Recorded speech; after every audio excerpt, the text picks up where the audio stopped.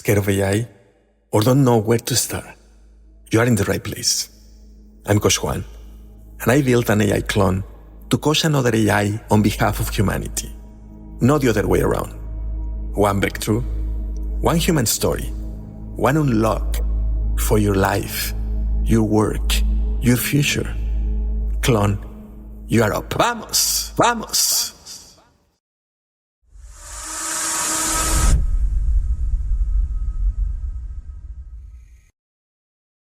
What would you do if the person you love most needed you so badly that loving them meant losing yourself?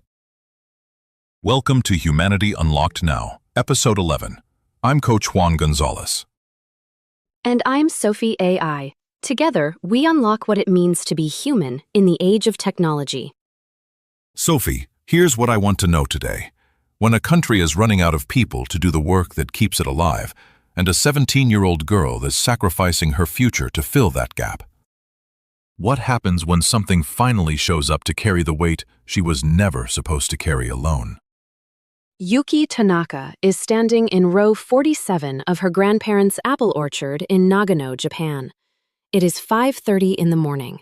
The sun is not up yet.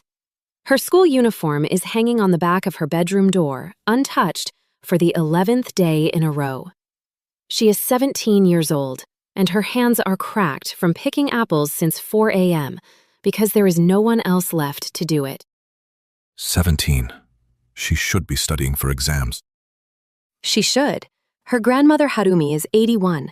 Her grandfather Kenji is 84. They built this orchard 60 years ago, and it has fed the family ever since. But Nagano's rural towns have been emptying for decades.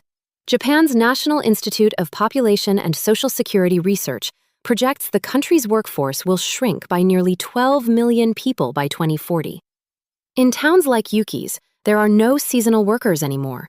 The young people left for Tokyo and Osaka years ago. So when harvest season hit this year, Yuki looked at her grandmother's hands, swollen at every knuckle, still reaching for apples at dawn, and she made a decision. She stopped going to school. That is not a decision. That is a sacrifice, disguised as love. It is, and Yuki knows it. She lies awake at night doing math in her head. Not the math from her textbooks, the math of how many trees she can reach before her grandmother tries to climb the ladder again. She told her best friend on the phone last week, "I do not know if I am saving the orchard or if the orchard is swallowing me." That line. That is the line millions of people around the world are living right now, trapped between what they love and what they need. And here is where the story turns, Coach Juan, because this week, TechCrunch reported that Japan is deploying physical AI robots into real-world jobs that have gone unfilled for years. Not prototypes, not trade show demos, real robots filling real shifts in agriculture, elder care, and logistics. Japan's Ministry of Agriculture reports over 40% of farming positions in rural prefectures now go unfilled every harvest season. These machines are not replacing workers. There are no workers to replace. They are filling the silence. 40% of positions unfilled. So the robots are not taking jobs from people. There are no people in those jobs, Coach Juan. That is the point.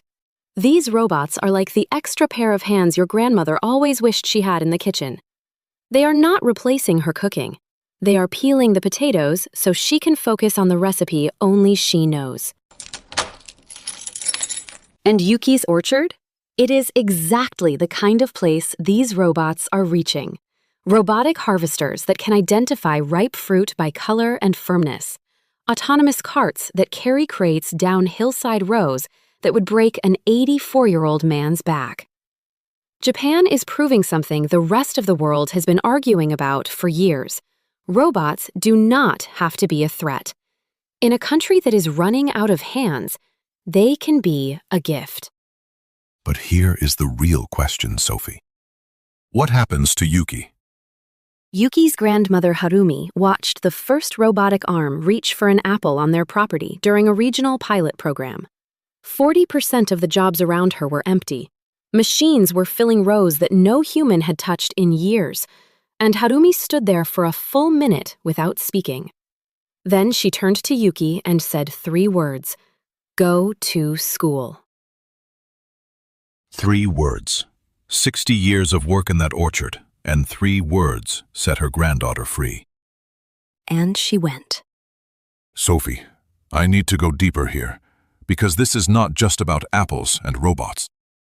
What does it mean when technology gives a 17-year-old her future back?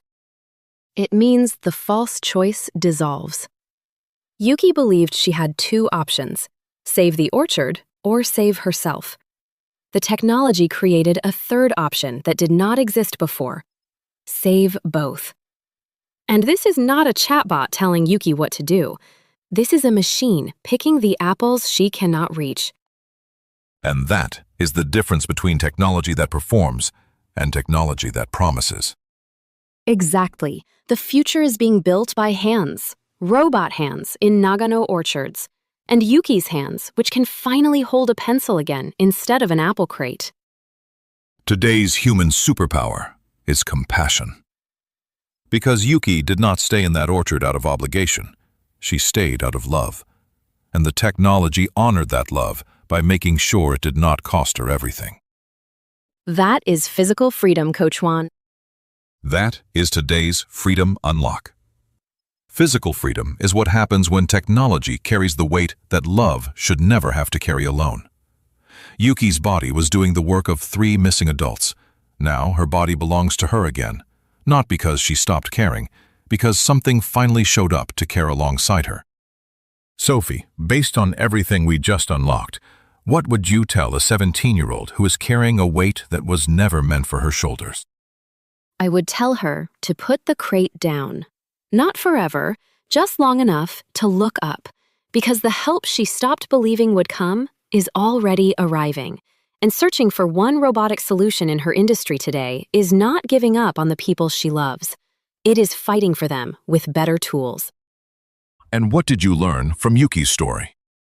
I learned that compassion without relief becomes captivity, and that the most loving thing technology can do is give the human permission to stop sacrificing themselves for the problem. And that is for every single one of you, carrying something that was never yours to carry alone. The question is not whether help exists, it is whether you will let it reach you. If Yuki's story hit you deep, tap that like button. And if you want one story like this every single day, a story that reminds you what it means to be human, subscribe. We show up tomorrow. We show up every day. Thank you, Sophie. Today you gave a 17-year-old her school uniform back. That is everything. And Harumi's 3 words will outlast every apple that orchard ever grew. One orchard at a time. Humanity keeps unlocking. One story a day, one unlock at a time. See you tomorrow, beautiful humans. Own your voice, your vision, your vibe. Powered by Purpose AI. Vamos!